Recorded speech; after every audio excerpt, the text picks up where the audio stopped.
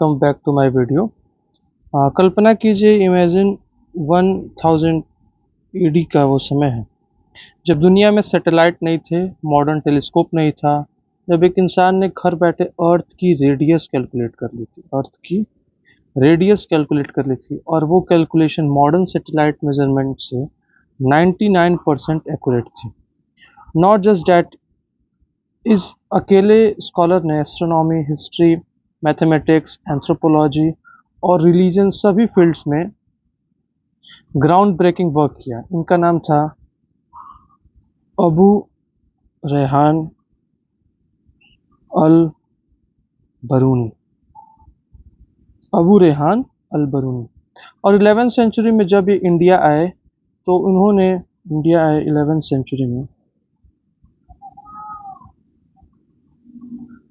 11वीं सेंचुरी में जब ये इंडिया आए तो इन्होंने भारत के सोशियो कल्चरल और साइंटिफिक सिस्टम को इतनी डीपली स्टडी किया कि इन्हें कहा गया था first Indologist. The first Indologist कौन था? ये अबू रेहान अल बरूनी। आज के इस वीडियो में हम अल बरूनी की लाइफ, उनकी जर्नी टू इंडिया और उनकी आइकॉनिक बुक किताब अल हिंद के बारे में बात करेंगे। Let's dive in. अल बरूनी का जन्म 973 एडी में ख्वारिज़्म में हुआ था, जो आज के उज्बेकिस्तान का पार्ट है। उनकी क्यूरियोसिटी बचपन से ही आउट ऑफ दिस वर्ल्ड थी। By the age of just 17 उन्होंने सन की एल्टीट्यूड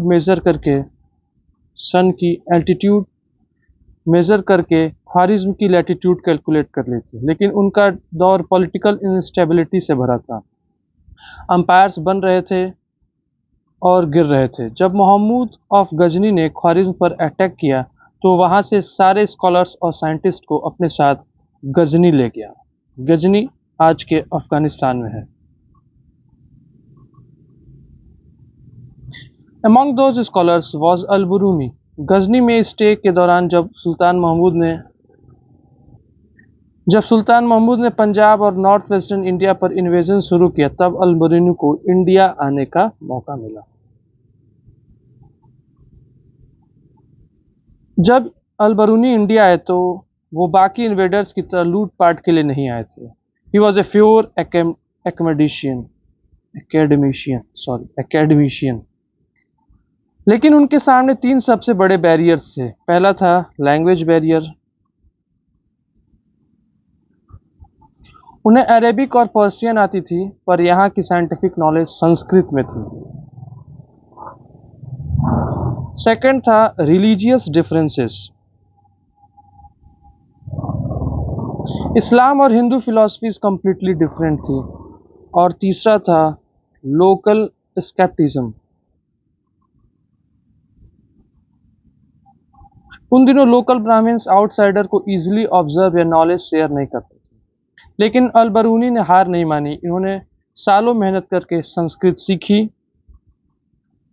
इन्होंने वरामिहिर, ब्रह्मगुप्त और पतंजलि के टेक्स्ट को पढ़ा। वरामिहिर, ब्रह्मगुप्त और पतंजलि के टेक्स्ट को पढ़ा और उन्हें अरेबिक में ट्रांसलेट किया।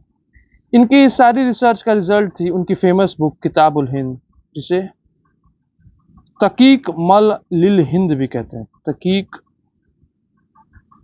म लिल हिंद भी कहते हैं। इस बुक में अल बरूनी ने इंडिया का ऑब्जेक्टिव व्यू पेश किया। फिलॉसफी एंड रिलीजन, गीता और उपनिषद का डीप एनालिसिस किया। इंडियन फिलॉसफी के बारे में बताया। कास्ट सिस्टम के बारे में अल बरूनी ने डिस्कस किया और साइंटिफिक और एस्ट्रोनॉमी के बारे में बताया। साइंस एंड एस्ट्रोनॉमी के बारे में बताया। इनकी सबसे बड़ी खासियत ये थी कि बिना रिलीजियस या पॉलिटिकल बायसनेस के हिस्ट्री लिखते थे। इन्होंने इंडियन स्कॉलर्स की तारीफ भी की और जहां उन्हें लगता था कि सिस्टम रिजिड है, वहां क्रिटिसाइज भी किया। अल बरूनी ने अपने लाइफ स्पैन में 146 से ज़्यादा बुक्स लिखी। एस्ट्रोनॉमिकल टेबल्स, माइनोलॉजी, फार्माकोलॉजी, जियोग्राफी, हर फील्ड में उनका कंट्रीब्यूशन था। इन 1048 एडी गजनी में इनका डिमाइस हुआ, लेकिन इनका विजन आने वाले कई सेंचुरीज तक दुनिया को गाइड करता रहा। उन्होंने हमें सिखाया कि ट्रू नॉलेज गेन करने के लिए लैंग्वेज, रिलीजन और ज्योग्राफिकल बॉर्डर्स कोई मायने नहीं रखते। अगर आज हम कंपैरेटिव रिलीजन या कल्चर एंथ्रोपोलॉजी की बात करते हैं, तो उसकी बुनियाद 1000 साल पहले अल-बरूनी ने रखी थी।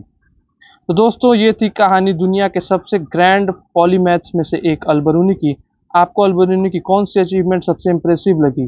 अर्थ रेडियस मेजरमेंट या उनकी किताब उल हिंद? मुझे कमेंट्स में ज़रूर बताएं। वीडियो पसंद आए तो लाइक करें, दोस्तों के बीच शेयर करें और चैनल को सब्सक्राइब करें। Always history. Thank you.